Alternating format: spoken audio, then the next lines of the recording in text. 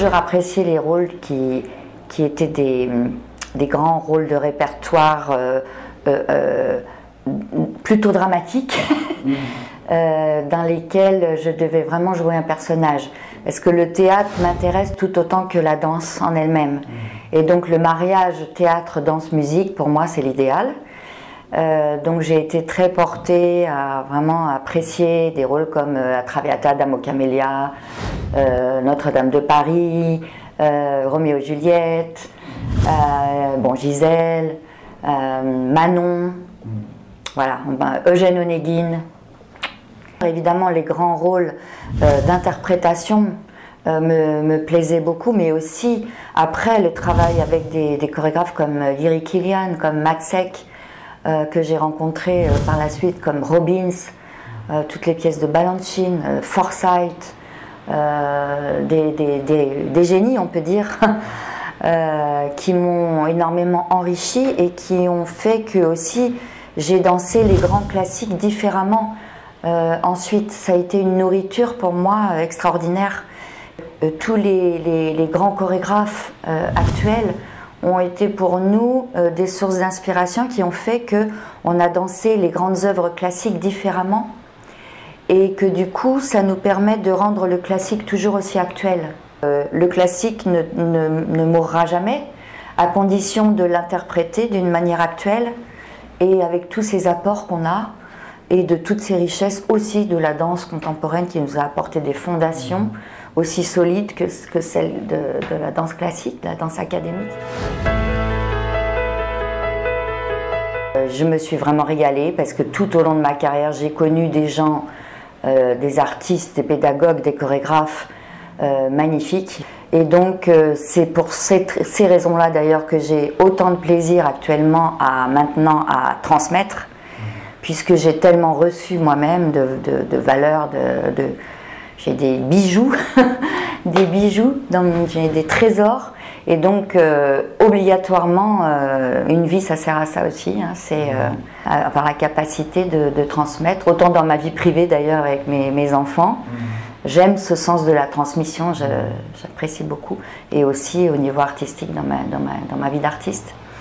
Donc c'était pour moi une évidence de passer de cette vie magnifique, riche que j'ai eue à l'opéra et aussi à l'étranger quand j'avais la chance d'être invitée aussi à l'étranger avec des partenaires différents qui étaient aussi des sources d'inspiration. Donc évidemment que de toute évidence j'ai eu envie de transmettre tout de suite. Donc j'adore, donc ça veut dire que je ne regrette pas d'être en scène. Un danseur a besoin de beaucoup de qualité. Hein. Ce sont des gens très valeureux, les danseurs. C'est pour ça que j'ai l'habitude de dire aussi qu'on forme des danseurs, mais on forme avant tout des êtres humains. C'est ça qui m'intéresse, c'est le côté, on va chercher l'être humain et on essaye de le mettre en valeur, on essaie de le mettre en confiance. Et là, à partir de là, il va devenir un très bel artiste, épanoui. Pour qu'il arrive à un plein épanouissement, c'est-à-dire un soliste, futur soliste, je pense qu'il faut justement aller chercher beaucoup quelle est sa personnalité, mettre en valeur cette personnalité, cette singularité, la singularité de la personne, l'authenticité de la personne, pour qu'elle devienne vraiment une personne unique, parce que l'idée de la soliste c'est qu'elle est unique, et donc elle va pouvoir exploiter toutes ses valeurs personnelles d'une manière la plus authentique et la plus sincère possible. Et moi c'est d'aller chercher ça qui me plaît. Et je pense que donc un grand artiste il doit être avant tout humble.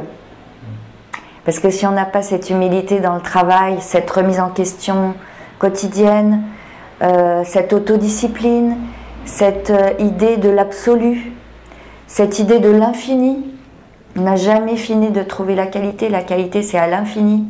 L'infinité de possibilités aussi, la qualité d'avoir envie de partager la générosité, et générosité, intégrité. Après, aussi l'idée du rapport à la musique. Évidemment qu'on ne peut pas danser sans avoir une sensibilité musicale, ça c'est primordial. Et cette source d'inspiration incroyable que la musique nous apporte.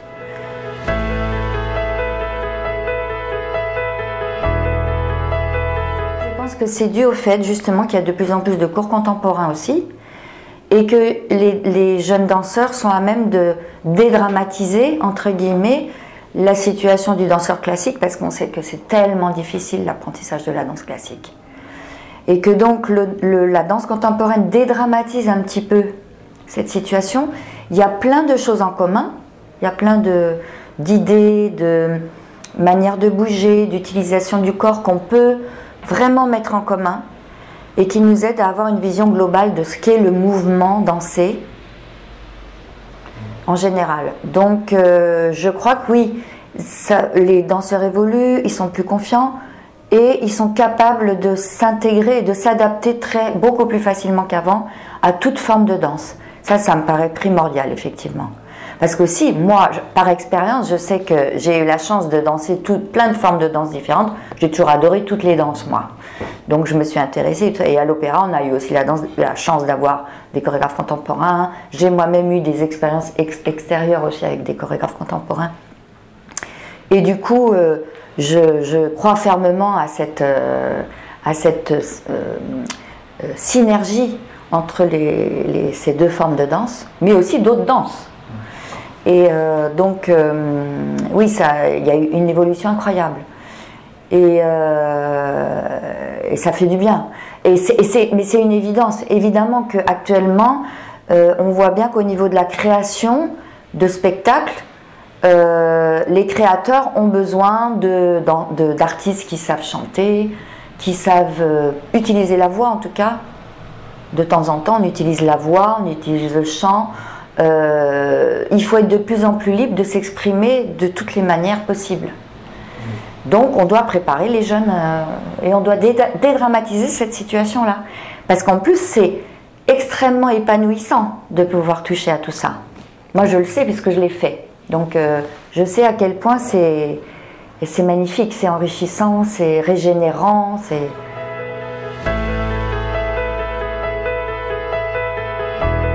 à toutes les valeurs que j'indiquais tout à l'heure, les Brésiliens ont toutes ces qualités-là. C'est pour ça que j'adore découvrir et j'adore les Brésiliens en tant qu'être humain déjà à la base, mais en tant qu'artistes, parce qu'ils ont dans le sang, dans leur culture, dans votre manière de vivre, dans votre générosité naturelle et votre... c'est vital. Vous avez ça dans le sang, vous avez le rythme dans le sang. Et pour moi, ce sont des valeurs primordiales, des valeurs essentielles, presque primitives, qui sont des valeurs fortes et qui sont des exemples, moi je trouve, à chaque fois dans le prix de Lausanne, j'en suis témoin, des exemples pour les autres danseurs venus aussi des autres pays. Je trouve que vraiment, c'est sincère ce que je dis, hein, c'est un hasard là, mais c'est très sincère. Et je suis témoin de ça chaque année.